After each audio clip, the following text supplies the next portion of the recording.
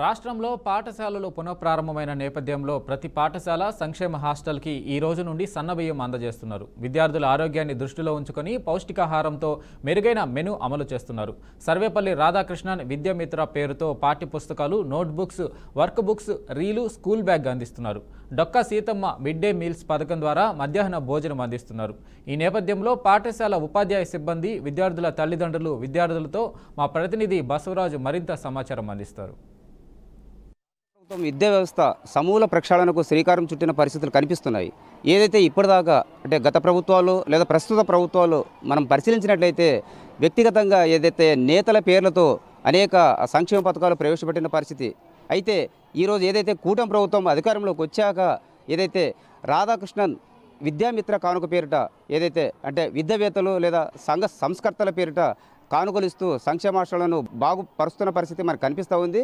ప్రస్తుతం ఏదైతే ఇందిరాగాంధీ మెమోరియల్ పాఠశాలలో ఈరోజు అంటే పిల్లలకు ఒక రకంగా ఇది పండుగ వాతావరణం అని చెప్పొచ్చు. ఈరోజు ఏదైతే మొన్నటి వరకు దొడ్డ బియ్యం సరఫరా చేసిన రాష్ట్ర ప్రభుత్వం ఈ రోజు నుంచి సన్న బియ్యం అందిస్తుంది. అంటే కేవలం పోషకాహారం అందించాలి, పౌష్టికాహారంతో పిల్లల యొక్క ఆరోగ్యాన్ని కాపాడాలనే ఒక సదుద్దేశంతో కూటమి ప్రభుత్వం ఈ నిర్ణయం తీసుకుంది. అదేవిధంగా రాధాకృష్ణన్ విద్యామిత్ర కమిటీ పేరుతో పుస్తకాలు కావచ్చు, బట్టలు కావచ్చు, అదేవిధంగా డిక్షనరీ ఇవన్నీ కూడా అందిస్తున్న పరిస్థితి. ప్రస్తుతం ఇక్కడ ఏదైతే పాఠశాలలో కొందరు అంటే విద్యార్థుల తల్లిదండ్రులు కూడా ఇక్కడ వచ్చారు.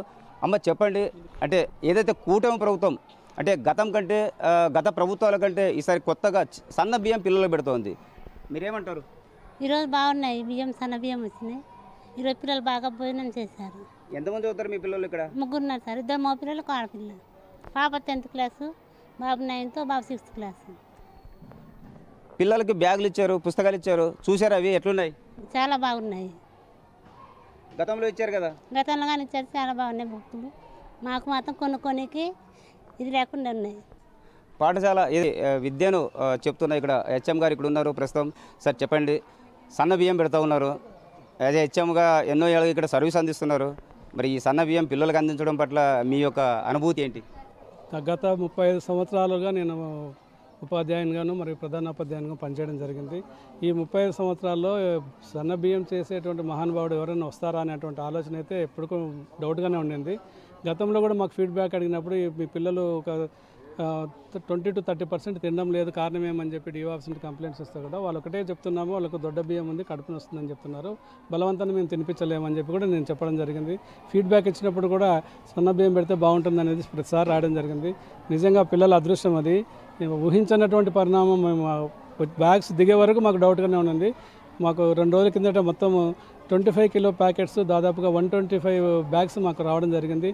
చూస్తూ ఉన్నాం మనము. ఏదైతే అంటే కార్పొరేట్ స్థాయి పాఠశాలలకు ఏమాత్రము తగ్గకుండా అంటే మెరుగైన విద్య కావచ్చు, లేదా మంచి దుస్తులు కావచ్చు, అంటే ఇలా ఆక్స్ఫర్డ్ డిక్షనరీలు అందించడము, అదేవిధంగా యూనిఫామ్ కోసము ఏదైతే ప్యాంటు షర్టు కూడా ఇస్తున్న పరిస్థితి, అలాగే నోట్బుక్లు, వర్క్ బుక్లు, అంటే ఇవన్నీ కూడా ప్రభుత్వం ఉచితంగా అంటే పేద విద్యార్థులు కూడా తమకు ఏ లోటు లేదు, అంటే ప్రైవేట్ పాఠశాలలు అయితే గొప్ప, ప్రభుత్వ పాఠశాలలు తక్కువ అనే ఫీలింగ్ లేకుండా ప్రభుత్వం చర్యలు తీసుకొని ఈ రకంగా అంటే చాలా క్వాలిటీతో కూడిన బ్యాగ్స్ కూడా ఇస్తున్న పరిస్థితి. అంటే సర్వేపల్లి రాధాకృష్ణ విద్యామిత్ర పేరుతో ఈ బ్యాగులు అందజేస్తుంది. అంటే ఒక విద్యావేత్త యొక్క పేరుతో ఇవి అందించడం వల్ల కూడా పాఠశాల సిబ్బంది కావచ్చు, ఉపాధ్యాయ సిబ్బంది కావచ్చు, విద్యార్థులు కావచ్చు, అందరూ హర్షం వ్యక్తం చేస్తున్న పరిస్థితి. మరి ఇక్కడ కొంతమంది విద్యార్థులు ఉన్నారో అడిగి తెలుసుకుందాం. అమ్మ చెప్పండి, మీకు బుక్స్ ఇచ్చారు కదా, ఏమేమి ఇచ్చారు? బుక్స్, బ్యాగ్, యూనిఫామ్ ఇచ్చారు,